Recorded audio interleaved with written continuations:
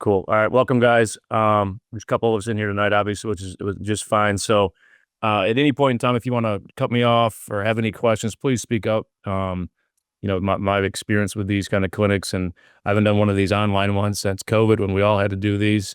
But the best way to operate through these are when there are some questions or input or any kind of curiosities with what's going on, as opposed to me just sitting here and talking to a computer screen for 30, 40 minutes. So, again, talking about creating takeaways, we'll jump right into it quickly about me.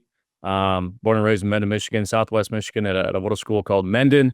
Went to Central Michigan to play ball. Didn't have the chance of doing that with getting injured, and from there, I was in a number of roles before I left there after my 7 year stint there. Coached with a lot of really good coaches up there. Learned a lot of football and kind of fell in love with the coaching profession at that point. And from there, went to Austin P State and in Tennessee. Thought I was going to Texas when I heard Austin, and I was quite wrong. So again, another really good experience there. We didn't win a whole lot, but learned a lot of probably more what not to do than what to do. But again, overall, really good experience for me. And then got back to Michigan after that, and was at Albion College for 2 years, and then now I'm going on my eighth year up here at Alma College as a defensive coordinator and coaching the linebackers as well. So again, thanks for you guys for joining the talk, and hopefully you get something out of this.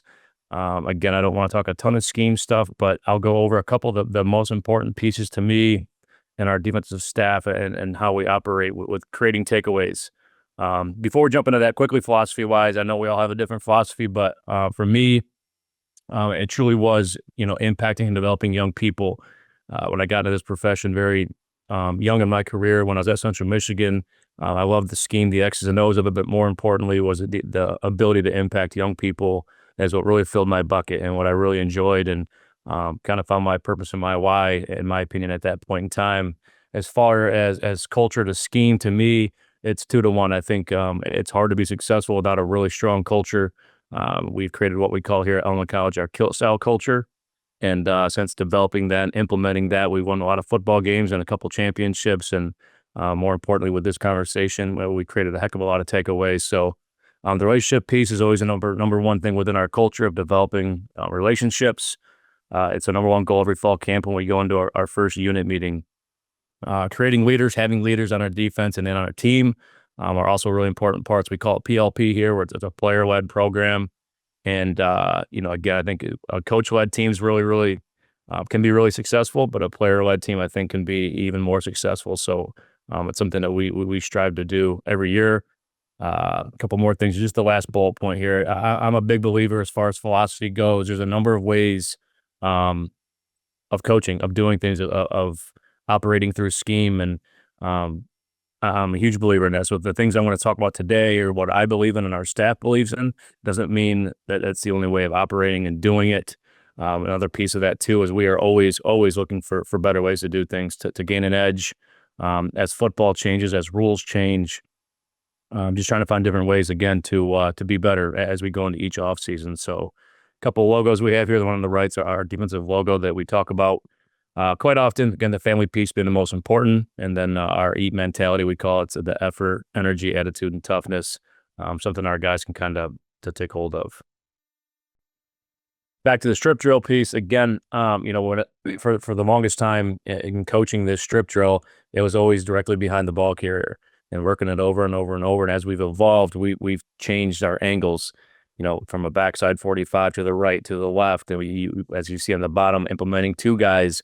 The first guy wraps and punches, the next guy secures and strips. So having those guys and doing different drills where you're not just lining up directly behind them is the way we've evolved our strip drill, and being very violent with it. When we start doing this early in camp, we typically make the ball carrier let go of it just so we can simulate it, we can feel it, we can work the scoop and score piece. As we evolve, we start letting them battle a little bit. We let that guy hold on to it tight and force some aggression, let those guys truly punch that thing out and get violent with it. And again, it's been really good for us, and we created a lot of fumbles with just simple drills like this, but always tweaking them, always changing them, potentially, working on block disruption to one of these strips or punches. Again, it's been really good with keeping those guys locked in, with not doing the same drills, and again, showing these situations in games. If you're at a profile tackle head up, or if you're at a 45 on the front, of what that should look like, whether it's biting the ball or punching the ball based on where that ball carrier's body is positioned. Another drill we have here, a 2-on-1. And this again simulates this front guy here is going to be the thud player, doesn't really get his feet in the ground, takes a shot a little bit in the chest, but the guy back behind now is the ones that's going to be our strip/punch player. It's a drill we work with our receivers a decent amount of the time, but again, it teaches our guys like that in their minds, and we talk about it. That ball should be blinking, kind of like the old NBA games or Madden games. Sometimes like that ball is there's something they're constantly thinking about as they pursue the ball carrier as much as tackling. Like that ball, where is the ball? What hand is it in? Is it tight? Is it secure? Is his elbow tight? Is his elbow open? And how we're going to get the ball out. So conversating about that, coaching it up on film, and then working through drills on it, it gets these guys locked in. So when we get to Fridays or Saturdays, it is all they're thinking about when that ball's thrown, when that ball is getting ran, is where's that ball on him? I'm going to tackle him. I'm going to work this technique. But now, how can I get that ball out? Every single play we do it, whether you're the first person there or the second person there.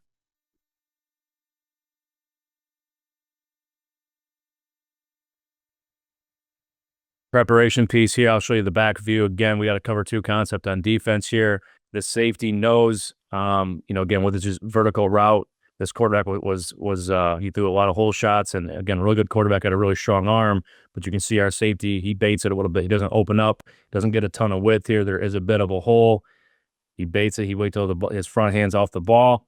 Boom. As soon as it is, he breaks on the ball, makes a really good play. Again, with only having one threat, he could have been a little bit wider as this guy worked out, but he stayed inside, baited it a little bit, let this guy throw it, went outside, made a good play. This is, we call this the 6-cone drill. This is the one that we do quite often. So again, you can do one group or two groups.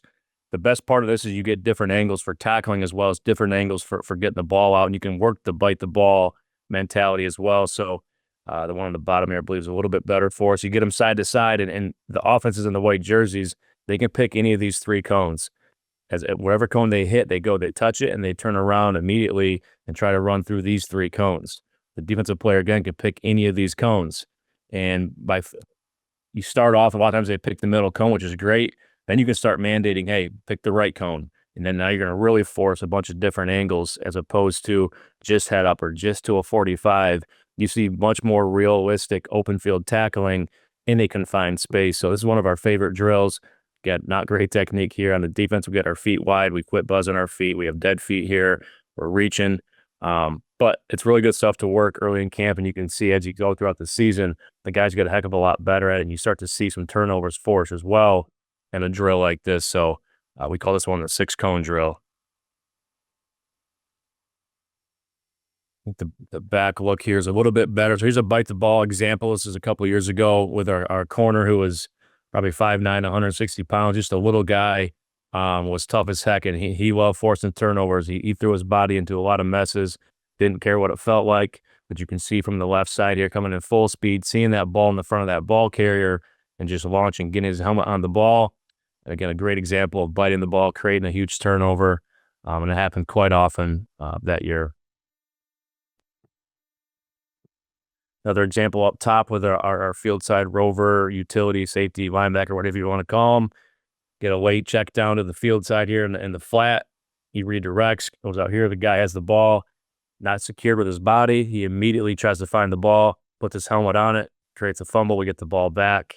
And again, has that bite the ball mentality, the OBD mentality we talked about, and creates another turnover for us.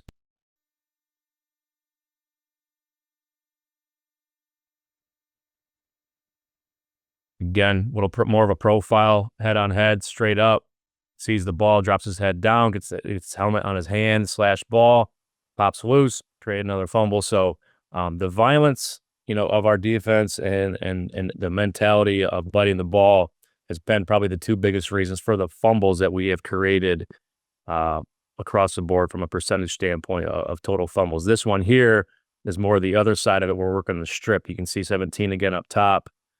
Gets the quarterback scramble.